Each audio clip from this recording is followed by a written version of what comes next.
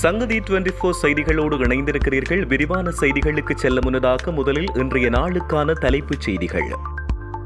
அனுர தரப்பால் பிள்ளையானுக்கு எதிராக நீதிமன்றத்தில் முக்கிய அறிக்கை. வடக்கு பகுதியில் படையினர் வசமுள்ள காணிகள், கொழும்பில் வெடித்தது போராட்டம். விசா வழங்காத அதிகாரிக்கு வீட்டின் மீது துப்பாக்கிச் சூடு, உயிர் தப்பிய மனைவி மற்றும் பிள்ளைகள். பல்கலைக்கழகத்தில் அடிதடி, 9 மாணவர்களுக்கு நேர்ந்த கதி. பெண் கான்ஸ்டபிளை ஆபாசமாக திட்டிய உப போலீஸ் பரிசோதகர். மனைவி பிள்ளைகள் வெளிநாட்டில், யாழ் வந்த பிரான்ஸ் வாழ் குடும்பஸ்தருக்கு நேர்ந்த துயரம். ராஜபக்ஷவின் நெருங்கிய உறவினருக்கு நீதிமன்றம் பிறப்பித்துள்ள உத்தரவு. கோட்டாபே ராஜபக்ஷவுக்காக நடத்தப்பட்ட குண்டு தாக்குதல். ஆடையின்றி சென்று பரபரப்பை ஏற்படுத்திய பெண். தொடர்வன விரிவான செய்திகள். உயிர்த்த ஞாயிறு தாக்குதல் தொடர்பில் முன்கூட்டியே அனைத்தையும் அறிந்திருந்த பிள்ளையான் தொடர்பான தகவல்களை விரைவில் நீதிமன்றத்துக்கு அறிவிக்க உள்ளதாக பொது பாதுகாப்பு அமைச்சர் ஆனந்த் விஜயபால தெரிவித்தார். ஊடகவியலாளர் எழுப்பிய கேள்விக்கு அவர் பதில் வழங்கிய போதே இவ்வாறு தெரிவித்தார். இதன்படி நீதிமன்றத்துக்கு அறிவிக்கப்பட்ட பின்னர் நீதிமன்றத்தின் ஆலோசனைக்கமைய மேலதிக நடவடிக்கைகள் எடுக்கப்படும் என ஆனந்த் விஜயபால குறிப்பிட்டுள்ளார். அத்துடன் விசாரணைகள் தொடர்ந்து இடம்பெற்று வருவதாக தெரிவித்துள்ள அவர், ஏனைய விசாரணைகள் குறித்து தற்போது ஊடகங்களுக்கு கருத்து தெரிவிக்க முடியாது என்று குறிப்பிட்டுள்ளார். வடக்கில் இராணுவத்தினரால் ஆக்கிரமிக்கப்பட்டுள்ள காணிகளை விடுவிக்குமாறு கோரி கொழும்பில் கவனஈர்ப்பு போராட்டம் ஒன்று முன்னெடுக்கப்பட்டுள்ளது. ஜனாதிபதி செயலகத்துக்கு முன்பாக இந்த போராட்டம் இடம்பெற்றது. யாழ் பலிகாமம் வடக்கின் காணி உரிமையாளர்களுடன் வடமாகாணத்தில் இராணுவத்தினர் வசமுள்ள காணிகளின் உரிமையாளர்களும் இணைந்து இந்த போராட்டத்தை முன்னெடுத்துள்ளனர். இலங்கை இராணுவத்தால் ஆக்கிரமிக்கப்பட்ட மூதாதைய நிலங்களை இலங்கை அரசு திருப்பித் தர வேண்டும் என்ற கோரிக்கையை முன்வைத்தே இந்த போராட்டம் இடம்பெற்றுள்ளது. இந்த போராட்டத்தில் பொதுமக்கள், நாடாளுமன்ற உறுப்பினர் கஜேந்திரகுமார் பொன்னம்பலம் மற்றும் சமூக செயற்பாட்டாளர்கள் பலரும் கலந்து கொண்டனர். போராட்டம் இடம்பெற்ற பகுதியில் காவல்துறையினர் குவிக்கப்பட்டிருந்தனர். இதேவேளை வடக்கில் இராணுவத்தினர் வசமுள்ள காணிகளின் உரிமையாளர்கள் எதிர்வரும் 30ஆம் தேதி யாழ்ப்பாணத்திலும் கவனஈர்ப்பு போராட்டத்தை முன்னெடுக்க உள்ளமை குறிப்பிடத்தக்கது. மாத்தளை கனேமுல்ல பகுதியில் விசா செயலாக்க அதிகாரியின் வீட்டின் மீது 2 பாதாள உலக துப்பாக்கிதாரிகள் துப்பாக்கிச்சூடு நடத்தியுள்ளனர். துபாயில் மறைந்திருக்கும் 2 பாதாள உலக தலைவர்களுக்கு விசா வழங்க மறுத்ததன் காரணமாக இந்த துப்பாக்கிச்சூடு இடம்பெற்றது. மாத்தளை கனேமுல்ல பகுதியில் விசா செயலாக்க அதிகாரியின் வீட்டின் மீது 2 பாதாள உலக குழு உறுப்பினர்கள் துப்பாக்கிச்சூடு நடத்தியுள்ளனர்.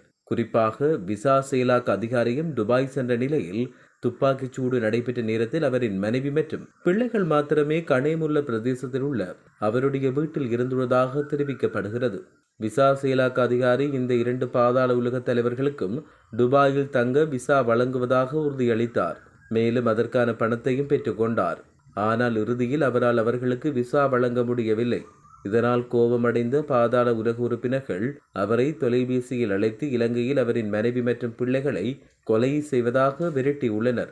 அந்த மிரட்டல்களை தொடர்ந்து 11ஆம் தேதி இரவு மோட்டார் சைக்கிளில் வந்த 2 பாதாள உலக கும்பல் துப்பாக்கிதாரிகள் கனேமுல்லையில் உள்ள வீட்டின் மீது துப்பாக்கிச்சூடு நடத்தினர். ஒலிவில் தென்கிழக்கு பல்கலைக்கழக பொறியியல் பீட 1ஆம் வருட மாணவர்கள் மீது சிரேஷ்ட மாணவர்கள் மேற்கொண்ட தாக்குதலில் 9 மாணவர்கள் வைத்தியசாலையில் அனுமதிக்கப்பட்டுள்ளனர். அம்பாறை மாவட்டம் ஒலிவில் பகுதியில் உள்ள தென்கிழக்கு வளாகத்தில் கல்வி கற்கும் மாணவர்கள் மீது நேற்றிரவு தாக்குதல் மேற்கொள்ளப்பட்டுள்ளதாக ஆரம்பகட்ட விசாரணையில் இருந்து தெரிய வந்துள்ளது. இந்நிலையில் காயமுற்ற 5 மாணவர்கள் ஒலுவில் பிரதேச வைத்தியசாலையிலும் ஏனைய 4 பேர் அக்கரைப்பற்று ஆதார வைத்தியசாலையிலும் அனுமதிக்கப்பட்டுள்ளனர். இதேவேளை தென்கிழக்கு பல்கலைக்கழகத்தின் 1ஆம் ஆண்டு மாணவர்கள் மீது மேற்கொள்ளப்பட்ட கடுமையான பகடிவதை தொடர்பான காணொளி சமூக வலைதளங்களில் வெளியாகியுள்ளமை குறிப்பிடத்தக்கது. பெண் போலீஸ் கான்ஸ்டபிள் ஒருவரை ஆபாச வார்த்தைகளால் திட்டிய உப போலீஸ் பரிசோதகர் தங்காலை போலீஸ் சிறுவர் மற்றும் மகளிர் பணியகத்தால் நேற்று கைது செய்யப்பட்டுள்ளார். சம்பவத்தில் ஹம்பாந்தோட்டை தங்காலை போலீஸ் ஊழல் தடுப்பு பிரிவில் கடமையாற்றும் உப போலீஸ் பரிசோதகர் ஒருவரை கைது செய்யப்பட்டுள்ளார். தங்காலை போலீஸ் தலைமையகத்தில் கடமையாற்றும் பெண் போலீஸ் கான்ஸ்டபிள் ஒருவர் கடந்த 12ஆம் தேதி தங்காலை போலீஸ் சிறுவர் மற்றும் மகளிர் பணியகத்தில் வழங்கிய முறைப்பாட்டின் அடிப்படையில் உப போலீஸ் பரிசோதகர் கைது செய்யப்பட்டார். கைதான உப பரிசோதகர் இன்றைய தினம் செவ்வாய்க்கிழமை தங்காலை நீதவான் நீதிமன்றத்தில் ஆஜர்படுத்தப்பட உள்ளதாக போலீசார் தெரிவித்தனர். பிரான்சில் இருந்து வருகை தந்து மயிலிட்டியில் தங்கியிருந்த குடும்பஸ்தர் ஒருவர் படுக்கையில் உயிரிழந்தார். உயிரிழந்தவர் பிரான்ஸ் வாழ் மயிலிட்டி வடக்கைச் சேர்ந்த 54 வயதுடையவர் என கூறப்படுகிறது. மனைவி பிள்ளைகள் பிரான்சில் வசித்து வரும் நிலையில் 3 மாதத்துக்கு முன்னர் குறித்த நபர் தாயகம் வந்ததாக தெரிவிக்கப்பட்டுள்ளது. இந்நிலையில் மயிலிட்டியில் தங்கியிருந்த போது படுக்கையில் உயிரிழந்த நிலையில் நேற்று சடலமாக அவர் மீட்கப்பட்டுள்ளார். சடலம் தெல்லிப்பளை ஆதார வைத்தியசாலைக்கு கொண்டு செல்லப்பட்டு அங்கு யாழ் போதனா வைத்தியசாலை திடீர் மரண விசாரணை அதிகாரி நமச்சிவாயம் பிரேம்குமார் விசாரணைகளை மேற்கொண்டு பிரேத பரிசோதனைக்கு உத்தரவு பிறப்பித்துள்ளார். லஞ்ச ஒழிப்பு ஆணைக்குழுவால் கைது செய்யப்பட்டு ஊழல் குற்றச்சாட்டுகள் விளக்கமறியலில் வைக்கப்பட்ட ஸ்ரீலங்கா நியாயீஸ் நிறுவனத்தின் முன்னாள் தலைவர் நிஷாந்த விக்ரமசிங்கவை பிணையில் செல்ல கொழும்பு நீதிமன்றம் அனுமதித்துள்ளது. லஞ்ச ஒழிப்பு ஆணைக்குழு மற்றும் பிரதிவாதிகள் தரப்பு வழக்கறிஞர்கள் முன்வைத்த உண்மைகளை பரிசீலித்த பின்னர் கொழும்பு தலைமை நீதவான் தனுஜா லக்மாலி ஜெயதுங்க இந்த உத்தரவை பிறப்பித்தார். சந்தேக நபரை 50,000 ரூபாய் ரொக்க பிணையிலும் தலா 5 மில்லியன் மதிப்புள்ள 3 தனிப்பட்ட பிணையிலும் செல்ல நீதிபதி உத்தரவு பிறப்பித்தார். மேலும் சந்தேக நபர் வெளிநாடு செல்ல தடை விதிக்கப்பட்டுள்ளது. இந்நிலையில் நிஷாந்த விக்ரமசிங்க முன்னாள் ஜனாதிபதி மஹிந்த ராஜபக்சவின் மனைவி சிரந்தி ராஜபக்சவின் சகோதரன் என்பதும் குறிப்பிடத்தக்கது. 2019 ஆண்டு கோட்டாபய ராஜபக்ச அரசாங்கம் ஆட்சியை கைப்பற்றுவதற்காக உயிர்த்த ஞாயிறு குண்டு தாக்குதலை நடத்தியது என அனுர அரசாங்கம் தற்போது செய்து வரும் பிரச்சாரம் கண்டிக்கத்தக்கது என ஸ்ரீலங்கா பொதுஜன பெரமுனவின் பொதுச் செயலாளர் சாகர காரியவசம் தெரிவித்தார். பொதுஜன பெரமுன கட்சியின் தலைமையகத்தில் நேற்று இடம்பெற்ற செய்தியாளர் சந்திப்பின் போதே அவர் மேற்கண்டவாறு தெரிவித்துள்ளார். பொத்துவில் பிரதேசத்தில் மேலாடையின்றி வீதியில் நடந்து சென்ற வெளிநாட்டு பெண்ணொருவர் கைது செய்யப்பட்டுள்ளார். போலீஸ் நிலைய மகளிர் பணியகத்தால் அந்த பெண் கைது செய்யப்பட்டார். பீச் ஹோட்டலில் இருந்து ஓஷன் ஸ்கை ஹோட்டலின் நுழைவாயில் வரை அவர் மேலாடையின்றி நடந்து சென்றுள்ளார்.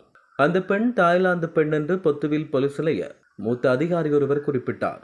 பொத்துவில் போலீஸ் நிலையத்தின் பெண் அதிகாரிகள் குழு குறித்த பெண்ணை கைது செய்துள்ளது. இலங்கை மனித உரிமைகள் ஆணைக்குழு தன்னுடைய பரிந்துரைகளை செயற்படுத்தாத அதிகாரிகள் மீது கடுமையான சட்ட நடவடிக்கை எடுக்கும் என அறிவிக்கப்பட்டுள்ளது.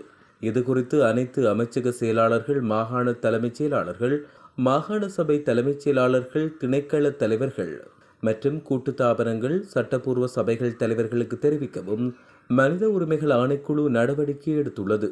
மனித உரிமைகள் ஆணைக்குழு சட்டத்தின் பரிந்துரைகளில் குறிப்பிடப்பட்டுள்ள நேரத்துக்குள் பரிந்துரைகளை செயற்படுத்த அந்த நபர்கள் எடுத்த அல்லது எடுக்க எதிர்பார்க்கப்படும் நடவடிக்கைகள் குறித்து தெரிவிக்கப்பட வேண்டும் என கூறப்பட்டுள்ளது.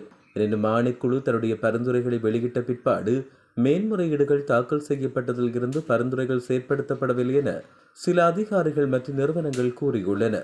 இந்த உண்மைகளின் அடிப்படையில் ஆணைக்குழு சட்டத்தின் கீழ் செயற்பட்ட பரிந்துரைகளை மீண்டும் மேன்முறையீடு செய்வதற்கான வழிமுறை இல்லாததால் மேன்முறையீடுகள் சமர்ப்பிப்பதன் காரணமாக பரிந்துரைகளை செயற்படுத்தாமல் இருப்பதற்கு எந்த சட்ட அடிப்படையும் இல்லை என மனித உரிமைகள் ஆணைக்குழு தெரிவித்துள்ளது.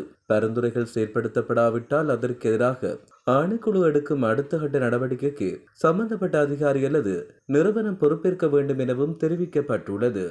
இத்துடன் செய்திகள் யாவும் நிறைவு பெறுகின்றன. மேலதிக செய்திகளுக்காக சங்கதி 24.com உடன் இணைந்திருங்கள். வணக்கம்.